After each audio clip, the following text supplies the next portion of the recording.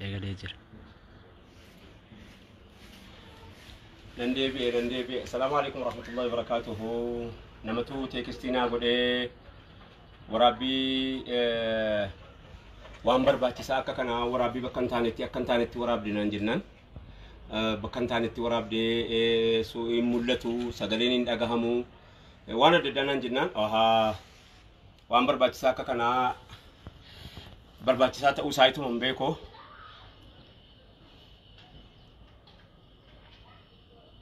Kanaaf hin deebi'u dhufe. Assalaamu alaikum warahmatullahi wabarakatuhu. Walitti naa qabama ammas maa hin dhume moo hin bade moo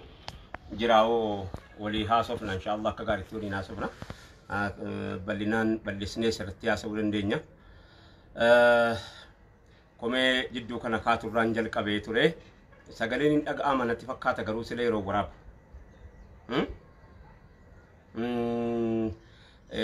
Waraabbiin inni kaan immoo hin garagalee jira. Inni kaan maaloo ta'e naan jedhee namni teekistinatti goonaan deebi'ee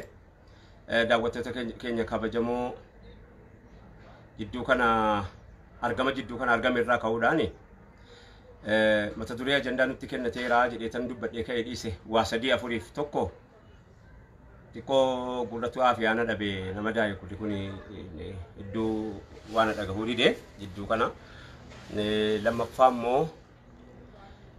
gareen amma nutti ka'e kun garee dhiyeenya kana waggaa darbe Faransaayii keessatti namticha ergama Rabbii irratti waa dubbate sanaa wajjiniin warri biyya alaa jijjiiran kun walitti dhaadha. Isaan walitti dhaadhamu.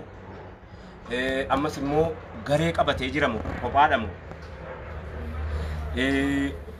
Garee qabatee jiramu waliin hojjechiise immoo keessaa deebii kana ilaaluun dirqama. Inni sadaffaan immoo namatu ajandaa nutti kenne isan jedhe irraa ka'e kun ajandaa keenyaa miti jechuutti fudhatee gara sanatti achi cunqursaa miti silas namni. Gaafa feesbuukiin hin jirre iyyuu kophaan lallabaanii waa'ee akkana irratti qalbii hin beeku. Waa'ee amantii kootii irratti amantii sababa feesbuukii miti kan hin asallame. Sababa feesbuukii asirratti haasa'uutii miti sababneen immoo walaloo barreessee dabarsuuf. Sababa feesbuukii irratti dubbachuutii miti wanti dur beeytu waggaa meeqa dura sana haasofnuu fi sababa feesbuukii irratti dubbachuutii miti. Amantii keenyaaf bakka nuti kenninuti iyyuu oguma namni wooma danda'uuniyyi wooma danda'u gad darbata wooma danda'u hojjeta jechuudhaaf malee. Daawwattoota keenya kabajamoo akka jarrii qophaan jirre yookaanis immoo garee dhaabaddaa keessatti wal ijaaranii dhokatanii taa'anu ta'uu dhokatanii taa'aa turan abbaa qabdii kun ilma isa keessatti qophaatti gumaata qophaatti haasa'amaa jiruti iyyuu gadi bahee keessaa nutti kenname ta'uu isaati kanan sila dubbadhee dabarse. Isumaayyuu immoo guyyaa 3 arfanii kana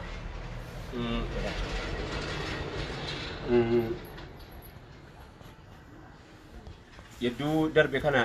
yeroo akka kana ta'u namichi peejii isaa jala seenanii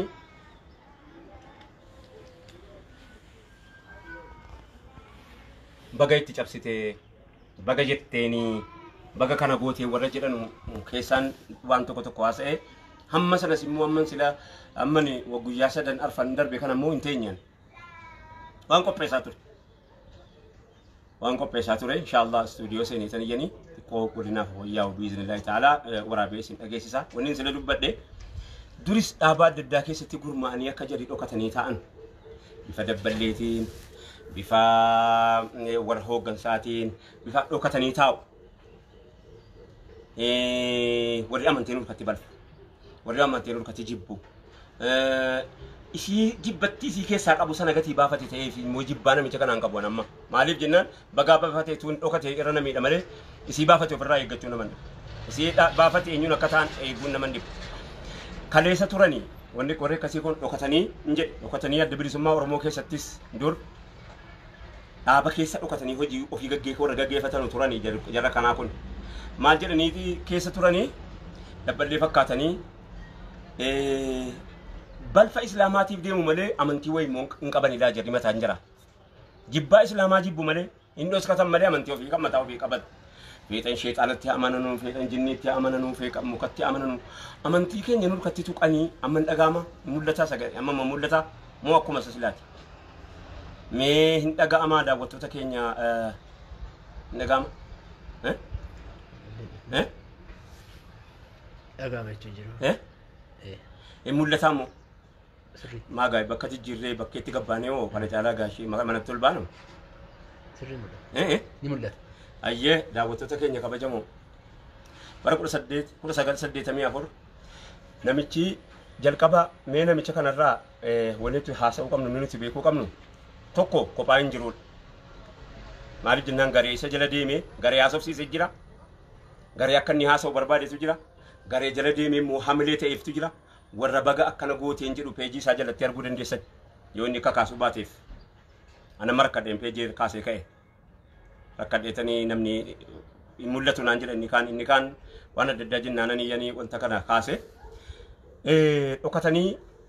gaafa duriis gaafa adda bilisummaa Oromoo keessa wajjiniin turres tokko dhufee ajanduma hin barbaachifne keessa waa'ee dabalummaa ijoollee leenjisuu siyaasaadhaan aayidiyooloojii dhaabni kun maaliin akka ta'e eessa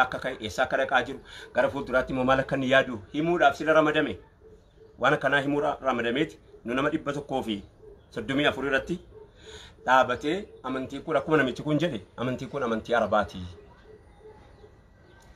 Gaafa inni akkana jedhu kana immoo dhaabicha bakka bu'ee hin jedhu laanne namichi kun inni kun immoo maaliif jennaan sana booda hin badi namichi ani illee achitti nafe hin badi namichi sun beeke bakka inni bu'ee hin argine. Seelan dubbanne illeedha. Ijoolleen hamlee uummata keessatti hamlee doomse warri akkana jedhu kun yeroodhuma kamiinuu jiranii kaleessarraa jalqabaniitiyyi wal totolfataa dhufan fakkaata. Yeroo akkana jedhu kana namni islaama irratti dhufee islaama Oromoo yookaanis immoo islaama Nabi Muhammadiin alayhi salaatu wassalaam isaanii waa jedhu kana maal eenyu waa jedhaa jiraa yoo isin jettani. Shee Bakrii Saphaloo isaan qabsoo hawaasa kanaa irraa barre. Sheikh Dr. Abdul Shakur Dr. Muhammad Rashad Abdullah warra gartee sagalee Oromoo ta'ee Moqadishootti dhaqee reediyoo afaan Oromootiin banee mirga uummata kanaaf falmaa ba'ee namichi amantii jaraatiin inni balfaa jiru. Amantiin kun amantii Arabaati. Haasaa sarraa yeroo dhageessanu innis dhageessanu amantiin kun amantii Arabaati jedhee lafa kaa'e. Amantii Arabaati jedhee lafa kaa'e. Namicha nanaa jennaanii nuti gaafiin keenya amantii Arabaatu ta'e maaliif ahliinsaa maatiin ergama Rabbii alayhi salaatu wassalaam maaliif itti ka'arree gaafa san innoo amantii Arabaati. Rabbiin addunyaa guutuudhaaf erge rahmatan lil aalamiin jedheeti kan inni isaan erge. Guutuu hir'uu hin qabne godheeti kan inni isaan erge. Guutuu hir'uu hin qabne immoo shaa'iree Hassaan ibn Thaabit riyyuu sheedhiidhaan nutti hime. Isaanii wajjiniin jiraataa isaan wajjiniin oolaa bulaatiyyi حسان ابن ثابت وأجمل منك ما رأت عين قط وأحسن منك ما ولدت نساء خلقت مبرأ من كل عيب كأنك قد خلقت كما تشاء أكواني أكانت نتولتي قوتي نأمي كواتك ونرانا ابن جتي أكوانا كانت تفكاتا كما أمت خلقم تفكاتا أمن سبيل جنجرات لكي سواتك ورناس نراد أبي jedheetiyyi Hassaan ibn Thaabit akka kana jedhe namni inni hadha harkatti nurkatti tuqaa jiru kuni ummanni Oromoo Islaamaa inni hadha ummata Oromoo Islaamaa jedhe qophaatti adda baasee ummata yeroo tuqa kana inni Oromoo Islaamaa qofaaf ba'eeftii miti beeka Islaamummaadha kan inni nurkatti dhahaa jiru yeroo kana jedhu kan maal jechuudha akkanni yeroo Nabi Muhammaditti tuqu Islaama biyya Itoophiyaa keessaa qofatu hin ta'in Islaama addunyaa guutuu namni biiliyooniin tokkoof kumni 500 biliyooniin 500 inni ol walakkaan biliyoonii tokkoo fi cinaadhaa ol hordofaa jiruuni isaan sana wajjin walitti bu'aa jira. Gowwaadha jennamoo machooftuudha jennamoo isinii galee waan garaasii keessa jirtu haa baafattu malee sababni isaa Naasir Hamzaati moo maaliif laata sababni inni qabate haasa'u.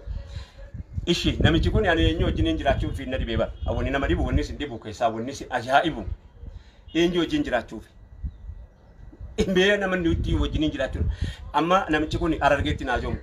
Baaleetti naajoom namichi kun Jimmatti naajoom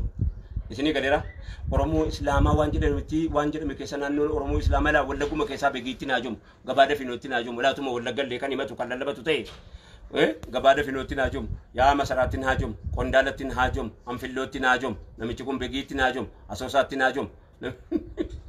eenyu wajjin jiraachuuf awwanni gaafinati ta'e eenyu wajjiniin shi waa'ee sabaasa ta'u waa'ee lafaasa ta'u waa'ee lafeefsa ta'u eenyu wajjiniin haasa'uu fide innoo kana hunda'u kana ta'e namni kuni dhuunfaa ta'uu isaatii wajjiniin wannan arfaffaa irraa inaasa'iniif bakka ittiin kenninu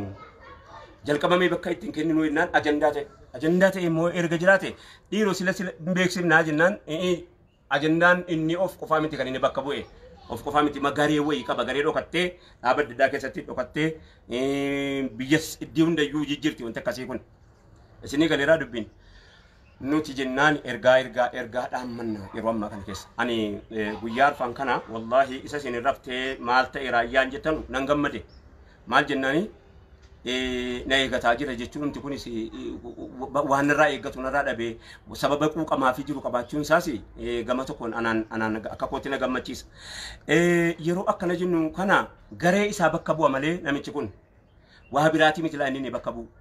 Isinii galee biyya bakka bu'u ganda bakka bu'u sababa nama tokkootiif jecha isinii galee nama naannoo isaa dhaloota isaa achi baaftee ilaaltu inni tarii ajandaa kana godhatee akkana namni kun gargar qoqqoodamee jedhus haajomuun isaan mala lakki abadan nuti ummata gowwaa miti ummata quraana harkatti qabu nuti ummata quraana qabu ummata ergamaa rabbiitti aman ummata ergamaa rabbii jala deemu nuti ummata ija banatee bitaa mirgi keenya beeku kanaaf wanni ni tolchuu dhufe waa baay'eetu jira haasan namicha kanaa kun wanni ni tolchuu dhufe waa baay'eetu jira tokko eessinu nan ilaallatu jedhee akka inni ragaa ofirratti eessinu nan ilaallatu jedhee qaamni adda addaa akka inni ana bakka bu'u jettee ijoolleen naannoo Wallaggaa ana bakka bu'u jettee ijoolleen naannoo adda addaa akka isiin dubbattuudhaaf na bakka bu'u namichi kun ganda kan kollee bakka bu'u mana kollee bakka bu'u maatiin jedhu akka inni argamuudhaaf rabbii kana godhe maslahaa guddaa isaa of keessaa qaba maslahaa guddaan inni qabu kan biraa keessaa uummata dhaabaa adda addaatiin wal qoodee wal foo'ee yookaanis immoo tokkummaan gamtoomni hawaasa keenyaa kan inni diigamee badee jedhetiyyuu waan tokko wajjin dhabne waan ta'eef waan tokko sana irratti akka namni barbaadatu nu godhe. Sini galee kanaafani dabballeen gaafa bara 19 gaafa chaartirii sana baddaa keessatti dhufee waan nutti dubbate suni dhokatanii warra waa gaggeeffatu la jira kana wanni isin jala sarartanii beekuu qabdan jiru yeroo kamiinuu eessayyuu walii danqaa ta'u wantumti gufuu ta'u wantumti deemsa keessatti maarkeetatti gufuu ta'u namoota akkanaa dhokatanii jiran eenyuun ofirraa dammaqee beekachuu qaba eenyuun ofirraa dammaqee ofirratti akeekkachuu qaba eenyuun akka dammaqee mana koo keessa illee yoo inni jiraate mana ofii xaarachuun dirqama mana ofii nama kanaa baadhatee namni biyyee saddeet tokkoon gahuu hin danda'u. Kanaaf akka inni mana ofii ilaallatu, mana ofii eeggatu, mana ofii jabeeffatu, eessaan qilleensi seenaa jira, eessaan roobni gannaqaa jira, eessaan manni dhimmisaa jira, eessaan galaanni seenaa jira jechuun dirqama sa'aatiin ta'u kana keessa jirraa jechuudha sa'aatii kana keessa. Jechi namicha kanaa wanni nu hubachiisu wanni irraa fudhatamu, wanni irraa fayyadamnu baay'ee isaa irraa qabna. Maal inni nutu sunnaa irraa fagaata. Akka nuti sunnaa jabeeffannu nutu waa'ee ergamaa rabbii tarii tarbiyaa ijoollee leenjisaa hin jirre. nuti yu akka nuti ergamaa rabbii kan durdaran ergamaa rabbii alayhi salatu wassalam leenjifnee gara fuulduraatti ijoollee siiraa tokkoon siiraa sahihaa ijoollee qaraasifannee akka nuti gabbaafnu nu godha tokko lammaffaa tokkummaa hawaasa keenyaa tokkummaa isa kanaan dura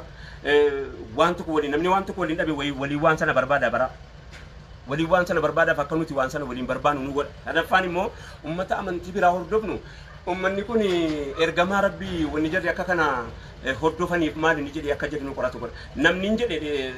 sila peejii kan inni asaala qeerraa kaasee dukkanaa jettanii ennaan yookaanis hin dhagaamu yookaan hin jallate yookaan hin qallate jennaan inni kaasuu mudadhee bara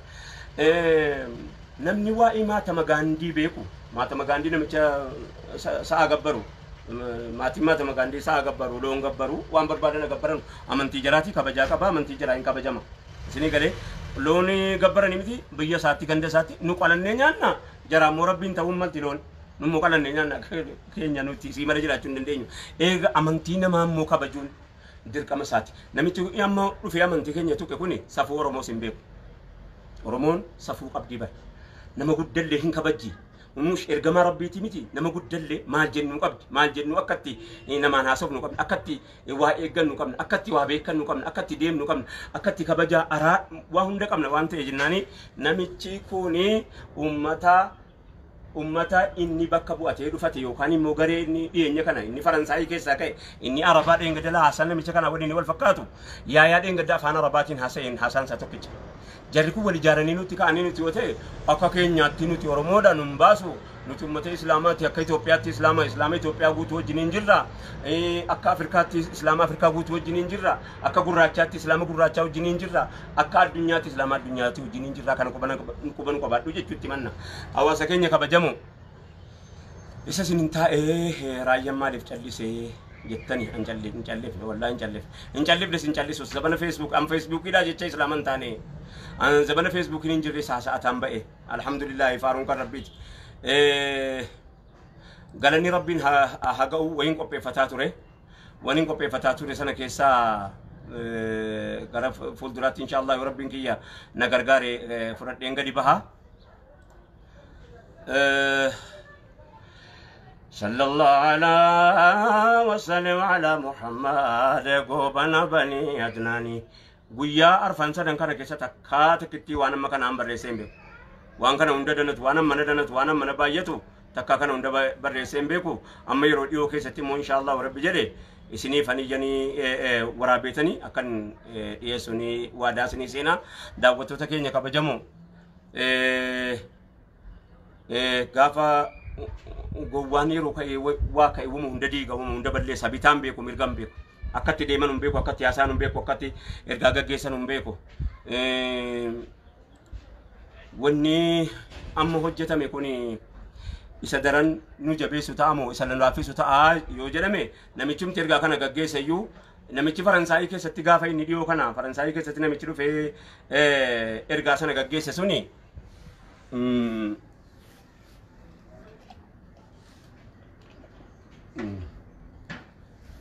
namichi ergaa sana dhufee gaggeesse suni waan inni hojjetee deeme silaa dhageessanii ajaa'iba jettu waan inni hojjete keessaa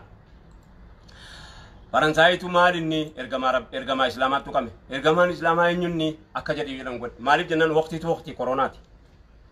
waqtii koronaa sana namni manatti deebi'ee jira faranjiin waa dubbisuu jaallati xabiyaasii keessatti warri biyya faranjii jiru hundinuu beeka